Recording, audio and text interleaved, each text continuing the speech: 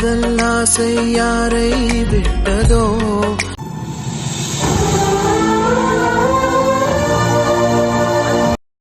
தன்மை, ஓய் தன்மை. சந்துரு, 2 வாட்டி கூப்பிட்டுமே திரும்பல. அப்படி என்ன யோசிச்சுட்டு இருக்கீங்க? சந்துரு, என்ன டிஸ்டர்ப் பண்ணாதீங்க. நான் ரொம்ப ஆழ்ந்த சிந்தனையில யோசிச்சுட்டு இருக்கேன். நீ என்ன தன்மை பெருசா யோசிச்சுட்டு போற? மிஞ்சி மிஞ்சி போனா காலையில உனக்கு காஃபி போட்டு தரலாமா இல்ல டீ போட்டு தரலாமான்னு யோசிச்சுட்டு இருப்ப. அப்படியும் இல்லைன்னா ஒரு ஐடியா சப்பாத்தியை போட்டு கொண்டுலாமான்னு யோசிச்சிருப்ப. அதானே? சந்துரு, வர வர ரொம்ப ஓவரா தான் போயிட்டு இருக்கீங்க. என் சமையலவே கிண்டல் பண்றீங்கல்ல. இருங்க, நாளைக்கு உங்களுக்கு ஒரு பாயாசத்தை போட்டுறேன். பாயாசமா? ஆமா, நீங்க தானே இப்ப சொன்னீங்க டீ கொடுத்து கொள்றேன், காஃபி கொடுத்து கொள்றேன், இல்லனா டைரக்டா சப்பாத்தி கொடுத்து கொள்றேன்னு. அதான் நாளைக்கு டிஃபரெண்டா பாயாசத்தை கொடுத்து டேஸ்ட் பண்ண சொல்லலாமேன்னு சொன்னேன். தன்மை, நெக்ஸ்ட் டைம் பேசும்போது இந்த டயலாக்ஸ் எல்லாம் ஃபுல்லா டக்குன்னு பேசி முடிச்சிரு. நடுவுல கொஞ்சம் கேப் விட்டுறாத. பக்கு பக்குன்னு இருக்கு. சரி, நான் என்ன யோசிச்சுட்டு இருந்தேனே நீங்க கேட்கலையே. கேட்கலன்னா விடவா போறேன்? சொல்லு. அப்படி ஒண்ணும் நீங்க கஷ்டப்பட்டு கேட்க வேணாம், போங்க. ஷோபா, தெரியாம சொல்லிட்டேமா. தயவு செஞ்சு இந்த ஒரு விஷயத்த வச்சு 1 மணி நேரம் எனக்கு எஞ்ச விட்டுறாத. அப்படி என்ன நீ ஆழ்ந்த சிந்தனையில யோசிச்சு கிழிச்சுன்றத சொல்லு. அது வந்து சந்துரு. சொல்லு தன்மை. நீங்களே கெஸ் பண்ணுங்க பார்க்கலாம், நான் அப்படி என்ன யோசிச்சிருப்பேன்னு. தன்மை, சொல்ல வந்ததை சொல்லு. எதுக்கு இப்படி டார்ச்சர் பண்ற? அதான் சந்துரு, நீங்களே கெஸ் பண்ணுங்க. தன்மை, கொஞ்சம் அப்படி ஓரமா உட்காந்து ஆழ்ந்த சிந்தனை பண்ணிட்டு இருந்தீங்கன்னா நான் லைட் ஆஃப் பண்ணிட்டு படுத்து தூங்குவேன். எனக்கு செம்மையா தூக்கம் வருது. என்ன சந்துரு, மூக்கு பொடப்பாவது போல. ஏய், மனுஷனுக்கு இருக்கிற 1008 டென்ஷன்ல இவ வேற. போடி அங்கிட்டு. சரி சரி, சொல்றேன். சொல்லி தொலை. ஐயோ, தன்மை சொல்லுமா. அப்படி என்ன ஆழ்ந்த சிந்தனையில இருந்தீங்க? அதானே பார்த்தேன். கேக்குறது கேக்குறீங்க, மூச்சு கொஞ்சம் நல்லா வச்சுட்டு கேட்கலாம்ல. சரி சந்துரு, கோவப்படாதீங்க. ஃபைனலி சொல்லிடுறேன். என்ன? அதான் எது சொன்னாலும் தப்பாயிடுதே. நான் இனிமே ஊனே சொல்றேன். யூ ஸ்டார்ட் யுவர் ஆழ்ந்த சிந்தனை. நிம்மதி இந்திரனையும் பத்தி தான் சந்திர யோசிச்சுட்டு இருந்தேன். பாவம்லாம் அவங்க கல்யாணம் ஆனதுக்கு அப்புறமா ஒருத்தருக்கு ஒருத்தர் பிரிஞ்சு ரொம்ப கஷ்டப்படுறாங்க. கல்யாணம் இங்க வந்ததுக்கு அப்புறம் இந்திரனை ஸ்டுடியோல கூட போய் நம்ம பார்க்கல. நிம்மதி மனசுல என்ன இருக்கு, அவ என்ன யோசிச்சுட்டு இருக்கான்னு கூட எனக்கு தெரியல. எதையுமே கண்டுக்காம நம்ம பாட்டுக்கு இருந்துட்டோல சந்திரு. அதான் குற்ற உணர்ச்சியா இருக்கு. ஏன் தன்மை, நிம்மதி எதுவும் உன்கிட்ட சொல்லி ஃபீல் பண்ணாளா? என்கிட்ட ஏதாவது சொல்லி ஃபீல் பண்ணியிருந்தா கூட எனக்கு இவ்வளவு தெரிஞ்சிருக்காது சந்திரு. ஆனா எதுவுமே சொல்லாம வெளியே சிரிச்சுக்கிட்டு மனசுக்குள்ள அவ்வளவு கஷ்டத்தை அடக்கி வச்சிருக்கா. அத அவளை பார்க்கும்போது எனக்கு புரியுது. தன்மை, அவங்க கல்யாணம் எதிர்பாராம நடந்த ஒரு விஷயம். அதுக்கு நம்ம என்ன பண்ண முடியும்? இந்திரனை பார்க்க போகாததுக்கு காரணம் உனக்கு நல்லாவே தெரியும். இந்திரன் தான் நம்ம யாரையும் பார்க்க வரக்கூடாதுன்னு சொல்லிட்டான். அடிக்கடி வந்துட்டு போனோம்னா இந்திரன் இங்கே தான் இருக்கான்ற விஷயம் அம்மா பார்க்க தெரிஞ்சிருன்றதுனால தானே சொன்னா. அதனால தானே நம்ம போல. கரெக்ட் தான் சந்திரு. இருந்தாலும் இந்திரனுக்கும் நிம்மதிக்கும் நம்ம எதுவுமே சப்போர்ட் பண்ணலேன்றப்ப ரொம்ப ஒரு மாதிரி வருத்தமா இருக்கு. என்ன தன்மை, சப்போர்ட் பண்ணலங்கிற? என்ன பண்ணணும்னு நினைக்கிற? நான் ஒன்னு சொன்னா கோவப்படாம கேப்பீங்களா சந்திரு? ஹோ, அப்ப ஏதோ முடிவு பண்ணிட்டு தான் கேட்க வந்திருக்க. சொல்லு தன்மை, என்ன விஷயம்? நிம்மதி இந்திரன் சார்பா எங்க அப்பா கிட்ட நம்ம 2 பேரும் போய் பேசினா என்ன? தன்மை, இந்த பெட்ரூம்ல ஒரு ஜன்னல் இருக்கு பாத்தியா? அதை திறந்து விட்டு என்ன மேல இருந்து கீழே குதிங்கன்னு வேணா சொல்லு. குதிக்கிறேன். ஆனா தயவு செஞ்சு உங்க அப்பாட்ட மட்டும் என்ன பேச சொல்லாத. ஏன் அவர் என்ன உங்களை கடிச்சா முழுங்க போறாரு? ஒரு 2 வார்த்தை பேசினா உங்களுக்கு என்ன பிரச்சனை? கடிச்சு முழுங்கனா கூட பரவாயில்ல. 1 மார்க் கொஸ்டினுக்கு 10 மார்க் அளவுக்கு ஆன்சர் பண்ணிட்டு இருப்பாரு. அதெல்லாம் கேட்டுட்டு இருக்க அளவுக்கு எனக்கு பொறுமை கிடையாது.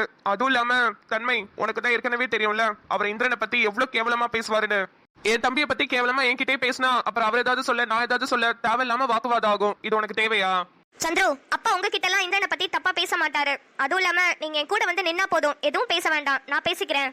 நம்ம கல்யாணம் எப்படி நடந்துச்சு, நம்ம கல்யாணத்தப்ப இந்திரனும் நிம்மதியும் நம்மளுக்கு எவ்வளவு சப்போர்ட் பண்ணி நின்னாங்க, இதெல்லாம் என்னால மறக்கவே முடியாது சந்திரு. உங்களுக்கு ஆக்சிடென்ட் ஆகி தலையில அடிபட்டு நீங்க பழசெல்லாம் மறந்தப்போ எனக்கு இந்திரனும் நிம்மதியும் எவ்வளவு ஆறுதலா இருந்தாங்க தெரியுமா? அதெல்லாம் நீங்க வேணா மறந்துருக்கலாம், என்னால மறக்கவே முடியாது. தன்மை, இப்ப எதுக்கு இவ்வளவு ஃபீல் பண்ணி பேசிட்டு இருக்க? இப்ப என்ன, இந்திரனுக்கும் நிம்மதிக்கும் சப்போர்ட் பண்ணி உங்க அப்பா கிட்ட பேசணும், அதானே?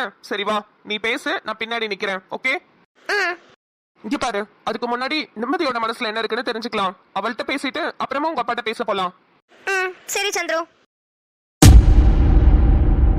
ஏமா தங்கம், ஏமா ஏமா அழுதுட்டு இருக்கற? அக்கா உன்னை ரொம்ப திட்டிச்சா? ஆமா தங்கம், நான் ஒண்ணுமே பண்ணல. நான் அப்பதான் வேலையை விட்டு வந்தேன். பிள்ளைய பாத்துக்கமானு கொடுத்தா. இருமா ஒரு 2 நிமிஷம் கை கால்லாம் கழுவிட்டு சோறு தின்னுட்டு வரேன் தான் சொன்னேன். அதுக்கு கோச்சிக்கிட்டு போயிட்டா. கோச்சிக்கிட்டு போயிட்டாங்களா? எங்கம்மா போயிருப்பாங்க? நான் வேணா போய் கூட்டிட்டு வரவா? இல்ல கண்ணு, கூட்டிட்டுல வர வேணாம். இது எப்போதும் வழக்கமா நடக்கிறது தான். நம்ம புது வீடு அங்க எதிர்த்தாப்புலதான் இருக்கு. அந்த வீட்டுலதான் உட்காந்துருப்பா. அவகிட்ட பேசுறதுக்கே பயமா இருக்குது தங்கம். எதுக்கு எடுத்தாலும் வெடுக்கு வெடுக்குன்னு பேசிட்டு புள்ளைய தூக்கிட்டு விட்டு வெளியே போயிடுறா. அவ குணத்தை பத்தி தெரிஞ்சுதான் நல்லா வாயவே திறக்கிறது இல்ல. ஆனா எது பேசினாலும் வெளியே போனா நம்ம என்னதான் தங்க பண்றது? சரிம்மா, நீ அழுவாத. அவளை பத்தி தான் உனக்கு தெரியும்ல. இப்படியா கண்ணு? ஒரு கட்டி கொடுத்த பொம்பளை புள்ள, ஒரு கல்யாணம் ஆன புள்ள, புள்ள பெத்த புள்ள இப்படியா இருக்கிறது? எல்லாத்துக்கும் கோச்சிக்கிட்டு போனா அவங்க மாமியாரு மாமனாரு வீட்டுக்காருன்னு எல்லாரும் சும்மா இருப்பாங்களா? பெத்த கடமைக்கு நான் இதை பார்த்துட்டு உட்காந்துருக்கிறேன். ஆனா இப்படி எல்லாம் இருந்தா எப்படி கண்ணு அவங்க எல்லாம் ஏத்துப்பாங்க? இப்ப எனக்கே சந்தேகம் வருது கண்ணு. இந்த மாப்பிள்ள ஃபாரினுக்கு தான் போயிருக்காப்லையா, இல்ல இவளாதான் கோச்சிக்கிட்டு ஃபாரினுக்கு போறாரு, நான் வந்து இங்க கொஞ்ச நாள் தங்கிட்டு போறேன்னு சொன்னாலானே டவுட்டா இருக்குது. என்னம்மா இப்படி எல்லாம் சொல்ற? பூர்ணி பொய் சொல்லிட்டு வந்திருப்பானே நினைக்கிறியா? ஆமா கண்ணு, கொஞ்ச நாளாவே அவங்க வீட்டுல ஒரே பிரச்சனை சண்டைன்னு தான் போயிட்டு இருந்துச்சு. அதனாலதான் எனக்கு சந்தேகமா இருக்கு திடீர்னு என் மாப்பிள்ள ஃபாரினுக்கு போறாருன்னு. சரிப்பா ஒண்ணும் இல்லப்பா. ஐயோ புள்ள வர அழுதுட்டு கிடக்குது, பசியில தான் இருக்கும்னு நினைக்கிறேன். தங்கம் இருக்கண்ணு, நான் போய் சோறு எடுத்துட்டு போய் பிள்ளைக்காவது ஊட்டிட்டு வரேன். சரிம்மா, முடிஞ்சா இங்க தூக்கிட்டு வா, நான் கூட ஊட்டி விடுறேன். அவளை திமிரு பிடிச்சவ கண்ணு, அவள வரமாட்டா, அங்கேயேதான் கிடப்பா. நான் சோறு எடுத்துட்டு அங்கேயே போறேன். பிள்ளைக்காவது ஊட்டி விட்டா அது பாட்டுக்கு கொஞ்ச நேரம் தூங்கும். சரிம்மா, நீ போய் ஊட்டு. தம்பி நீங்க உட்காருங்கப்பா, உங்களை வேற வந்த நேரத்துல இருந்து நாங்க கஷ்டப்படுத்திட்டே இருக்கோம். அட இதுல என்னமா கஷ்டம்? எனக்கு ஒண்ணும் இல்ல, நீங்க போய் பாப்பாவை பாருங்க, அவ அழுதுட்டே இருக்கா. சரிப்பா உட்காருங்கப்பா. பாவம் அம்மா. லட்டு, எனக்கு ஒரு விஷயம் தோணுதுமா. என்னதுங்க? சொல்லுங்க. அதுக்கு முன்னாடி நீ சொல்ல வந்த கதைய ஃபுல்லா சொல்லி முடி. அப்புறம் என்னாச்சு? அதுக்கப்புறம் பிரியா அந்த நோட்ல நான் ராஜேஷ் லவ் பண்ற மாதிரி எழுதி வச்சிட்டா. எழுதி என் பேக்லயே வச்சிட்டா. அடுத்த நாள் காலையில எனக்கே தெரியாம ராஜேஷ் கிட்ட அந்த நோட்டை கொடுக்கலான்னு நினைச்சிருந்திருப்பா போல. ஆனா அன்னைக்கு நைட்டே எங்க அக்கா பூர்ணி அதை பார்த்துட்டா. அப்புறம் என்னாச்சு? குட்டிமா. அக்கா, ஏங்கா இவ்ளோ கோவமா இருக்க? என்னக்காச்சு? என்னடி இது? நோட்ல என்னடி எழுதி வச்சிருக்க? நோட்லயா? தங்க புஷ்பம், கடைசி வரைக்கும் கூடவே இருக்கணும்னு ஆசைப்படுறேன். I love you by Rajesh. நானும் உன்னை என்னைக்கு வாட்டி பார்த்தேனோ அப்பயே உன்னை லவ் பண்ண ஆரம்பிச்சிட்டேன். பை தங்க புஷ்பமா. அக்கா, இது சத்தியமா நான் எழுதலக்கா. இது எப்படி இங்க வந்துச்சுன்னு எனக்கு தெரியாது. என்னடி நடிக்கிறியா? ஐயோ அக்கா, சத்தியமா எனக்கு தெரியாதுக்கா. இந்த பையன் எழுதுனதும் எனக்கு தெரியாது, கீழே என் பேர் போட்டு எழுதி இருக்கிறதும் எனக்கு தெரியாது. நான் எழுதலக்கா. என்ன பத்தி உனக்கு தெரியும்ல, நான் இப்படி எல்லாம் பண்ண மாட்டேன்னு உனக்கு தெரியும்ல. ஏய், காதல்னு வந்தா யார் வேணாலும் கத்திரிக்காயா மாறுவாங்கன்னு அதுவும் எனக்கு தெரியும்டி. நீ அப்படிதான் மாறி இருக்க. அன்னைக்கு பஸ் ஸ்டாண்ட்ல ராஜேஷ் கிட்ட வாட்டி பேசினப்போ ஒன்னும் தெரியாத பாப்பா மாதிரி ஐயோ எனக்கு இங்க இருக்கவே பிடிக்கல நான் போறேன்னா சொல்லி சிலிப்பிட்டு போனேன். இப்ப என்னடி இப்படி எழுதி வச்சிருக்க? அக்கா அக்கா இங்க பாரு, பஸ் ஸ்டாண்ட்ல நான் எத்தனை வாட்டி அவர் அண்ணன்னு கூப்பிட்டேன். அவர் என்ன கூப்பிடாதன்னு சொன்னார்ல, நீ கூட என்ன சொன்ன? அவர் தான் கூப்பிடாதன்னு சொன்னார்ல, கூப்பிடாதடின்னு சொன்னல. நான் அவர் அண்ணனா தான் பாக்குறேன். ஆனா இதெல்லாம் எப்படி நடந்துச்சுன்னு எனக்கு தெரியல. சீ, வாய மூடு. அண்ணன்ற வார்த்தைக்கு அர்த்தம் தெரியுமாடி உனக்கு? அண்ணன் அண்ணன் வாய் நிறைய என் கண்ணு முன்னாடி கூப்பிட்டுட்டு என் முதுகு பின்னாடி குத்திட்டல. உன்கிட்ட சொன்னலடி, அடுத்த நாள் உன்கிட்ட சொன்னல எனக்கு அவனை பிடிச்சிருக்குடி, அவன் கிட்ட போய் நான் சொல்ல போறேன், ரெண்டு வீட்டு சைடும் பேசி எப்படியாவது ராஜேஷை கல்யாணம் பண்ண போறேன்னு சொன்னலடி. அப்படி சொல்லியும் நீ உன் மனசுக்குள்ள ராஜேஷ் மேல ஆசையை வளர்த்திருக்க, அப்படித்தானே? அக்கா வேண்டாம்க்கா, நான் ஆசையை வளர்த்துக்கிட்டேன் அப்படி இப்படிலாம் பேசாத. எனக்கு அது மாதிரி எந்த எண்ணமும் கிடையாது. எந்த எண்ணமும் இல்லாம தான் இப்படி உட்காந்து வலிஞ்சு எழுதி வச்சிருக்கியா? உன்னை என் தங்கச்சி மரியாதை பார்த்த. எனக்கு ஒண்ணு ஒரு பொண்ணு இருந்தா எப்படி இருக்குமோ அது மாதிரி தானே உன்னை பாத்துக்கிட்டேன். எனக்கு என்ன ட்ரெஸ் எடுக்கிறனோ அதே கலர்ல உனக்கும் ட்ரெஸ், எனக்கு என்ன வாங்கினாலும் அதே மாதிரி உனக்கும் வாங்குவேன். எல்லாத்தையும் என்கிட்ட இருந்து ஷேர் பண்ணிக்கிட்டேன். அதுக்காக என் வாழ்க்கையும் ஷேர் பண்ணுவேன்னு நினைச்சியா குட்டிமா?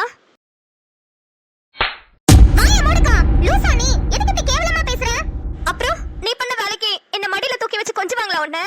என் வாழ்க்கையிலே நான் ஆசைப்பட்டது ராஜேஷ் மட்டும்தான். அவனையும் என்கிட்ட இருந்து புடுங்கிக்கலான்னு பார்த்தல. அன்னைக்கு உன்கிட்ட சொன்னேன்லடி, அப்ப நீ என்ன சொன்ன? அவன் ஆள் பார்க்க நல்லா இல்ல, ரவுடி மாதிரி இருக்கான்னு தானே சொன்னேன். ஆனா இதெல்லாம் எதுக்கு சொன்னேன்னு இப்பதாண்டி புரியுது. இப்பெல்லாம் சொன்னா நான் வேணான்னு விலகிடுவேன், நீ அவனை கரெக்ட் பண்ணிக்கலாம்னு நினைச்சுதானே அதெல்லாம் சொன்னேன்.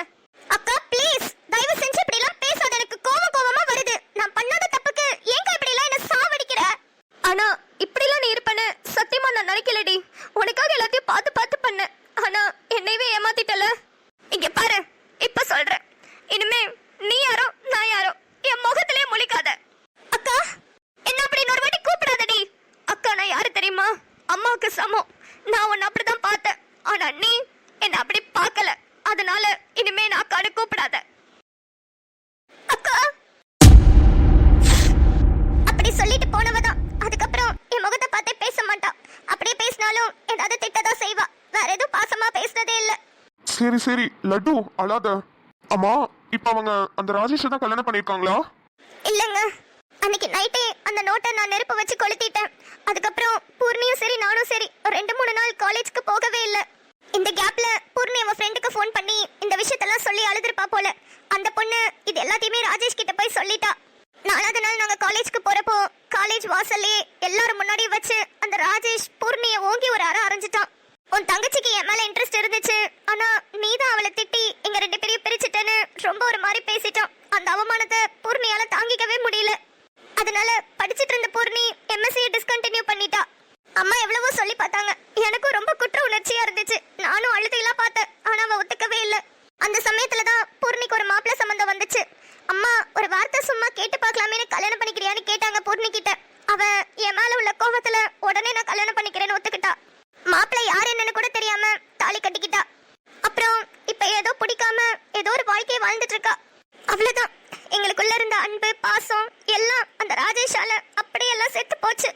செத்து போல லட்டு, அது இன்னும் உயிரோட தான் இருக்கு. என்ன சொல்றீங்க? எனக்கு ஒண்ணும் புரியல. புரிய வைக்கிறேன், என் கூட வா. எங்கங்க? என் கூட வா சொல்றேன்.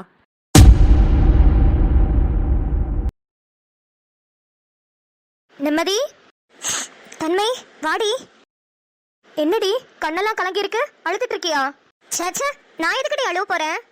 ஏய், நான் உன் அக்காடி. என்கிட்டே போய் சொல்றியா? உன் முகத்தை பார்த்தாலே நான் கண்டுபிடிச்சிருவேன். ஏதோ உன் மனசுக்குள்ள ஏதோ நினைச்சு ஃபீல் பண்ணிட்டு இருக்க. என்ன பண்றது தன்மை? என் தலையில மட்டும் ஏன் இப்படி எழுதியிருக்குன்னு எனக்கு புரியவே இல்லை. நிம்மதி, ஏண்டி இப்படி பேசுற? என்ன தன்மை? நான் யாருக்கு என்ன தப்பு பண்ண சொல்லு. நான் யாருக்காவது கெடுதல் நினைச்சிருக்கேனா? எனக்கு பிடிச்ச பையனை கல்யாணம் பண்ணிக்க முடியல. அப்படியே நடந்தாலும் அவன் கூட சேர்ந்து வாழ முடியல. இதெல்லாம் ஏன் நடக்குது? எனக்கு மட்டும் ஏன் நடக்குது? எனக்கு ஒண்ணுமே புரியல தன்மை. லூசு, எனக்கு அப்பவே பட்டுச்சு நீ இது மாதிரி தான் ஏதாவது யோசிச்சுட்டு இருப்பேன்னு. அதான் நானும் சந்துருவும் அப்பா கிட்ட இதை பத்தி பேசலாம்னு முடிவு பண்ணிருக்கோம். அப்பா கிட்டயா? எதை பத்தி? அதான் நீயும் இந்திரனும் ஏய், சாவடிச்ச வேண்டிய உன்ன இந்த வீட்டுக்கு விருந்துக்கு கூப்பிட்டா நீ எனக்கே விருந்து வச்சுட்டு போலான்னு பாக்குறியா? ஏய், முழுசா கேளுடி. கல்யாணம் விஷயத்தெல்லாம் சொல்ல மாட்டோம். ஆனா அவருக்கு நீங்க லவ் பண்ற விஷயம் தெரியும்ல, அதான் அதை பத்தி கொஞ்சம் பேசி பார்க்கலாமான்னு முடிவு பண்ணிருக்கோம். தன்மை வேணாண்டி, தேவையில்லாத பிரச்சனை. அப்பா கண்டிப்பா ஒத்துக்க மாட்டாரு. அதுவும் இல்லாம எனக்கும் தமிழ் மொழிக்கும் நிச்சயம் ஆயிடுச்சுன்னே அவர் நினைச்சிட்டு இருக்காரு. அதை பத்தி எதுவும் பேசி கிளறாதீங்க. நீ சும்மா ரெடி, நாங்க பாத்துக்கிறோம். நீ பார்க்க மட்டும் தாண்டி செய்வ. நடக்கிறதெல்லாம் எனக்கு தானே. சரி, கல்யாணத்தை பத்தி என்ன முடிவு பண்ணிருக்கீங்க? எப்படி பண்ண போறீங்க? எங்க பண்ண போறீங்க? இப்ப வரைக்கும் எந்த பிளானும் பண்ணலடி. ஆனா ரொம்ப பயமா இருக்கு. என்ன நடக்க போகுது, ஏது நடக்க போகுதுன்னு ஒரு மாதிரி டென்ஷனாவே இருக்குடி. இந்த கல்யாணம் நல்லபடியா முடிஞ்சிருச்சுன்னா அது ஒரு பக்கத்து சந்தோஷமா இருந்தாலும் இன்னொரு பக்கத்து வீட்டெல்லாம் எப்படி ஃபேஸ் பண்ண போறோம்னு தெரிஞ்சா அது ஒரு மாதிரி பக்கு பக்குன்னு இருக்கு. இதுக்கு முன்னாடி நடந்தது இனிமே நடக்க போறதுன்னு எதை நினைச்சாலும் ஹார்ட் அட்டாக் வர மாதிரி பக்கு பக்குன்னு அடிக்குதுடி. எனக்கு என்ன பண்றதுனே தெரியல தன்மை. நிம்மதி, எதுக்கு தேவையில்லாம யோசிச்சுட்டு இருக்க? நீ அப்படிப்பட்ட பொண்ணே கிடையாது. எதுவா இருந்தாலும் பாத்துக்கலான்ற மாதிரி ஃப்ரீயா தானே இருப்ப. அப்புறம் எதுக்கு இப்படி தேவையில்லாம யோசிச்சுட்டு இருக்க? ஏய், இது என்ன எது நடந்தாலும் பாத்துக்கலான்ற மேட்டரா? கல்யாணம் மேட்டர்டி. அதாண்டி ஒரு மாதிரி பக்கு பக்குன்னு இருக்கு. உனக்கு தெரியாது தன்மை, இந்த கழுத்துல இந்த தாலியை போட்டுட்டு இருக்கிறது என் கழுத்துல தூக்கு கயிறு தொங்கிட்டு இருக்கிற மாதிரி இருக்கு. எப்ப வேணாலும் மேல இழுத்துக்கும் போல. அந்த மாதிரி ஒரு பயம் எனக்கு. அம்மா பாத்துருவாங்களோ அப்பா பாத்துருவாங்களோன்னு மறைச்சு மறைச்சு அவ்வளவு கஷ்டப்பட்டு வச்சிட்டு இருக்கேன் தெரியுமா? ஒரு 2 நிமிஷம் என் மூஞ்ச தொடர்ந்து பார்த்தா கூட என் தாலியை தான் பாக்குறாங்களோன்னு நினைச்சு பயமா இருக்கு. அப்படி என்னடி நான் வாழ்க்கை வாழ்ந்துட்டு இருக்கேன்? எனக்கே ஒரு மாதிரி அருவருப்பா இருக்குடி. ஏய், கேனத்தனமா பேசிட்டு இருந்தேன்னா மூக்குல குத்திடுவேன். இரு, பொறுமையா இரு. எல்லாத்துக்கும் ஒரு காலம் வரும். உன்ன மாதிரி இந்த உலகத்துல யாருமே கல்யாணம் பண்ணிருக்க மாட்டாங்க, நிச்சயம் பண்ணிருக்க மாட்டாங்கன்னு பெருமையா நினைச்சுக்கோடி. அதே இவ்வளவு கேவலமா அருவருப்பா நினைக்கிற? ஏண்டி, இங்க ஒருத்தி கேவலமான ஒரு விஷயம் பண்ணிட்டேனே நினைச்சு ஃபீல் பண்ணிட்டு இருக்கேன். நீ என்னடா பெருமையா நினைச்சுக்க சொல்ற? பெருமையா நினைக்கிற விஷயமாடி நான் பண்ணிருக்கேன்? லூசு, இப்பதான் பயமா இருக்கும். இன்னும் ஒரு 2-3 மாசம் கழிச்சு பாரு. இந்த டைம் எல்லாம் நினைச்சு நீ சிரிச்சிட்டு இருப்ப. அந்த அளவுக்கு அப்ப காமெடியா இருக்கும். இன்னும் 1 மாசம் தாண்டி இருக்கு கல்யாணத்துக்கு. நான் என்ன பண்ண போறேன் எதுவுமே எனக்கு புரியல தன்மை. சரி, இந்திரன் என்ன சொன்னாரு? அவனும் என்ன மாதிரி தாண்டி எப்போதுமே இதை பத்தி தான் யோசிச்சுட்டு இருக்கான். நிம்மதி, இங்க பாரு. அம்மா அப்பாவை பொறுத்த வரைக்கும் அப்பாவை மட்டும்தான் நம்ம சமாளிக்கிற மாதிரி இருக்கும். அம்மாவை பத்தி பிரச்சனையே இல்லை. அவங்க எப்போதும் நம்மளோட சந்தோஷத்துக்காக அதை மட்டும்தான் யோசிப்பாங்க. அப்புறம் சந்துருவோட அம்மா அப்பால சந்துரு அப்பா கேட்கவே வேண்டாம். அப்பா ரொம்ப ரொம்ப நல்லவர், அவரு புரிஞ்சுப்பாரு. அம்மா மட்டும் லைட்டா சமாளிக்க வேண்டியது இருக்கும். மத்தபடி எங்கேயுமே எந்த பிரச்சனையும் இல்ல. வேற என்ன உனக்கு? ஏய், மெயினான பிரச்சனையே அப்பா தானடி. அவர் ஒருத்தரை சமாளிச்சாலே போதுமே, நான் எல்லாரையும் சமாளிச்சிருவேன். அதுக்கு தாண்டி சொல்றேன். நானும் சந்துருவும் போய் பேசிட்டு வரோம். அவர் என்னதான் சொல்றாருன்னு பாப்போமே. தன்மை, உனக்கு பொழுது போலன்னு ஒன்னும் என் வாழ்க்கையில விளையாடலையே. இல்ல, இத்தனை நாளா எதுவுமே பண்ணல. இப்ப திடீர்னு வந்து அப்பாட்ட பேசுறேன், ஆட்டுக்குட்டிட்ட பேசுறேன்னு வந்து நிக்கிற. அதான் பயமா இருக்கு. அடி போடி, இத்தனை நாளா ஒண்ணுமே பண்ணலையே. அட்லீஸ்ட் இப்பயாவது ஏதாவது பண்ணலாமேன்னு சந்துரு கிட்ட இப்பதான் சொல்லிட்டு வரேன். சரி, நானும் வரட்டா? நீ ஒண்ணும் வர வேணாம், நீ ரூம்லயே இங்கே இரு. தன்மை, என்னாச்சுடி? அங்க பாருடி. என்னடி இது? என்னடி பொம்மை? ராட்சசன் படத்துல வர பொம்மை மாதிரி ஒரு மாதிரி வில்லத்தனமா இருக்கு. ஹே லூசு, அதுக்காடி பயப்படுற? இதை எப்படி வாங்குன? இதையே இங்க கொண்டு வந்து வர வச்சிருக்க? இது உனக்கு பிறக்க போற குழந்தைக்கு சித்தி கொடுக்குற கிஃப்டா வாங்கி வச்சிருக்கேன்டி. நல்லா இருக்குல்ல? கொடுப்படி கொடுப்பேன். இந்த பொம்மையை மட்டும் நீ என் பிள்ளைக்கு கிஃப்டா கொடுத்து பாரு. அந்த படத்துல என்ன பண்ணுவாங்கன்னு தெரியும்ல? கண்ணெல்லாம் நோண்டி பல்லெல்லாம் உடைச்சு மண்டையெல்லாம் உடைப்பாங்க. அதே மாதிரி உன்னையும் உடைச்சிருவேன் பாத்துக்கோ. சரி அதெல்லாம் இருக்கட்டும். நான் இப்ப சித்தி ஆகுறது? நானும் ஒரு மாசமும் வெயிட் பண்ணுவேன். இப்ப சொல்லுவேன் அப்ப சொல்லுவேன்னு. எங்க சொன்ன படே இல்ல. நான் அமேசான்ல வேற கார்ட்ல எல்லாத்தையும் போட்டு வச்சிருக்கேன். குழந்தைக்கு தேவையான கிஃப்ட் டாய்ஸ்னு. நீயும் சொல்ற பாடு இல்ல. எங்க அது பாட்டுக்கு கார்ட்லயே காத்துக்கிட்டு கிடக்குது. நிம்மதி, நீ அமேசான் கார்ட்ல போட்டதெல்லாம் இப்ப பைனோ கொடுத்து ஆர்டர் போடுற நேரம் கூடி சீக்கிரத்துல வந்துரும்டி. என்னடி சொல்ற? உங்களுக்குள்ள முடிஞ்சுதா? லூசுக்கு இருக்க மாதிரி கேட்காத நிம்மதி. சீ, ஏன்டி இப்படி கேக்குற? என்னடி வெக்கலாம் பண்ற பாரு. சொல்லவே இல்ல. ஆமா, இதெல்லாம் போஸ்ட் அடிச்சு ஓட்டுவாங்களா? சிப்பா, இந்த மாசத்துல தெரிஞ்சிருமா? வாய்ப்பு இருக்கு. ஒரு வேளை இந்த மந்த் கன்ஃபார்ம் ஆயிடுச்சுன்னா என் கல்யாணத்தப்பெல்லாம் நீ பிரெக்னெண்டா இருப்பல? ஆமா, பத்தியா ஒரு வேலையும் செய்ய மாட்டேன், ஜாலியா இருப்பேன். இருந்துட்டு போ. ஆனா எனக்கு நல்லபடியா ஒரு குட்டி பாப்பாவை மட்டும் பெத்து கொடுத்துரு. அதுவும் பொன் குழந்தை தான் வேணும். போடி, எனக்கு பையன் தான் வேணும். நம்ம 2 பேரும் பொண்ணுங்களா இருந்தா தானே வளர்ந்தோம். ஒரு பையன் இருந்தா நல்லா இருக்கும்டி. சரி ஏதோ ஒண்ணு, ஆனா நல்லபடியா இருந்தா போதும். நானும் கல்யாணம் ஆயிட்டு அங்க வந்துருவேன். குழந்தையும் பிறக்கும். நம்ம எல்லாம் ஒரே வீட்டுல ஜாலியா இருக்க போறோம். அப்புறம் உன்கிட்ட எல்லாம் எனக்கு பாப்பாவை கொடுக்கவே மாட்டேன். நானே தான் வச்சுப்பேன். ஆமால, உனக்கும் கல்யாணம் ஆயிட்டு அங்க வந்துருவல்ல? ஆமாடி, ஜாலியா இருக்க போகுது.